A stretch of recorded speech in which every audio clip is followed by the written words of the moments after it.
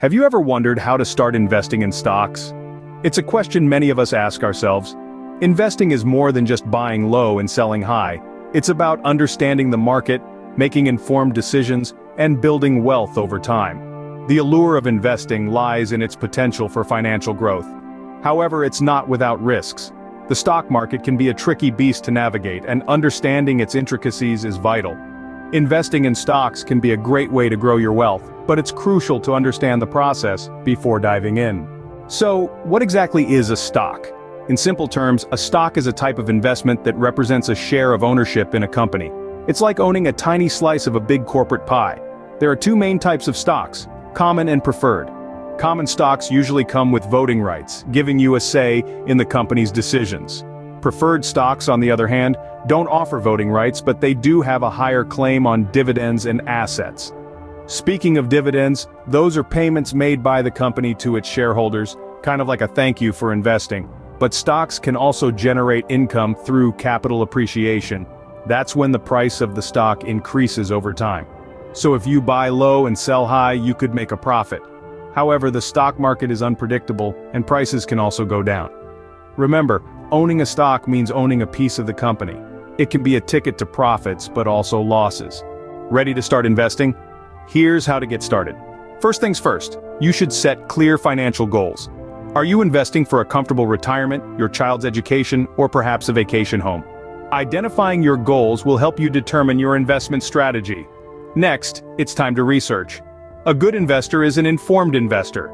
Look into different companies and industries, study their performance, and understand their business models. Remember, you're buying a piece of the business, not just a stock. Once you've done your homework, you'll need to open a brokerage account. This is like a bank account, but it's designed to hold investments. There are many online brokerages to choose from, offering different features and fees. Shop around and pick the one that best fits your needs. Now comes the exciting part: buying shares. Use your brokerage account to buy shares in the companies you've researched. But here's a key tip: don't put all your eggs in one basket. Diversification, or spreading your investments across a variety of companies and sectors, can help reduce risk. After you've made your investments, it's important to monitor them. This doesn't mean watching the stock market every minute of the day, but you should keep an eye on your portfolio and the companies you're invested in. If a company's fundamentals change, you might need to adjust your investment.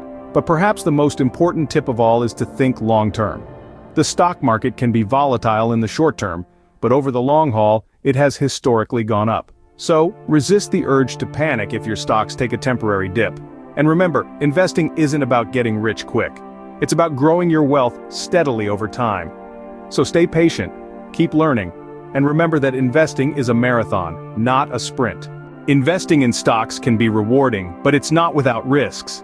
Imagine for a moment you're on a roller coaster, the ups and downs, the twists and turns.